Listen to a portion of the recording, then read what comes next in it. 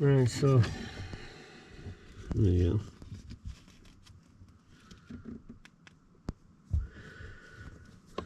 go. Alright, so this is going to be the reverse order of putting this all back together here.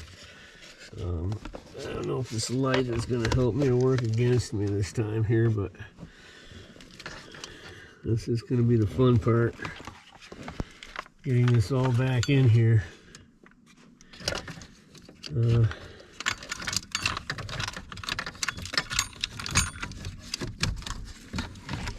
me try and just push things around here so that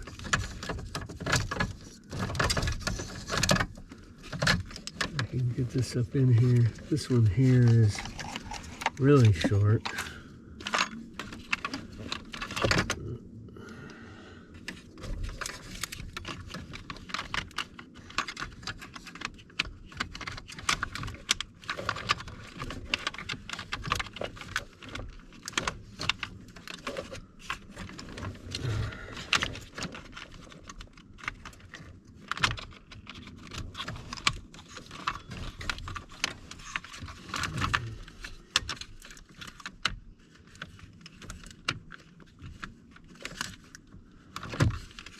Where does this one go? Right there.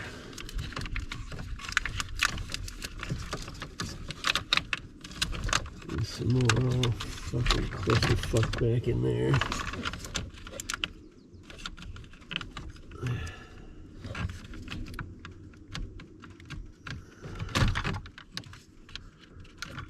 Yeah, they won't go in if they ain't the right one.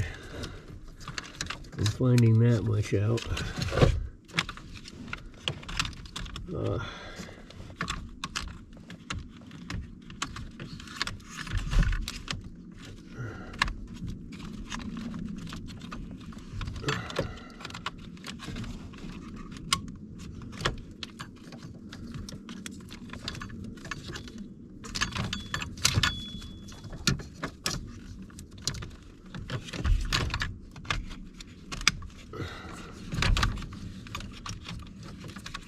Jesus Christ, what the hell?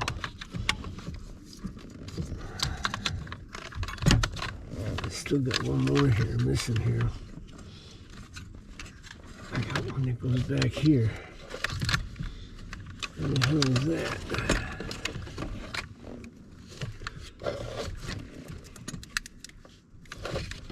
Oh, no I don't. Okay, alright. That's the power wire. Hopefully I didn't have to put that on first.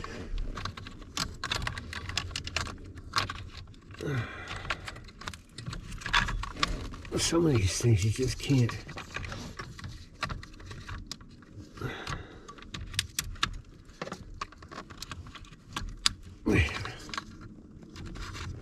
And this one here is like a serial plug.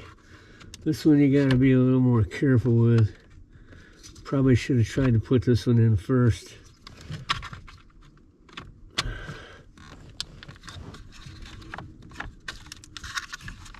And that one snaps in like that.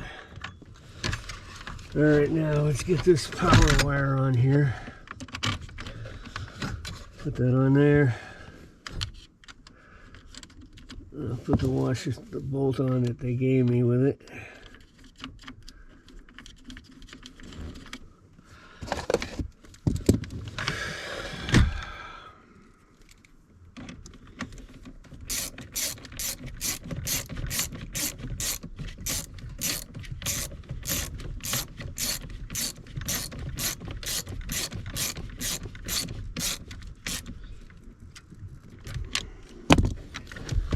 Try and set this up in here so I can tighten it better.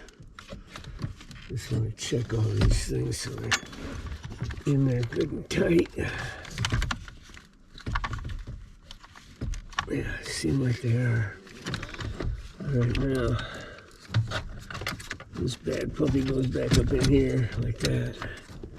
And I'm just gonna hold this up here because I really want to tighten that power wire up with this thing up in here so I have something that's holding it in place, because that thing was wicked tight. And I've also got this cover that goes on that power lead there. What happened to my cardboard here? Huh, okay. Blew away on me. Alright, here we go. Okay, so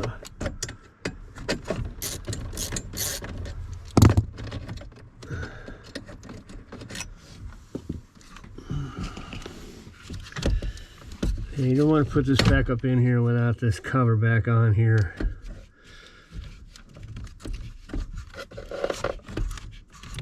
This was a mother getting it off. It's kind of a bitch getting it back on there. Jesus Christ.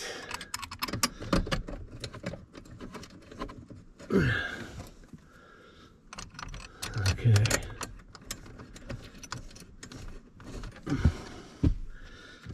Man, oh man, I gotta tell you. 70 years old, I never figured I'd be working on this kind of stuff. This is ridiculous.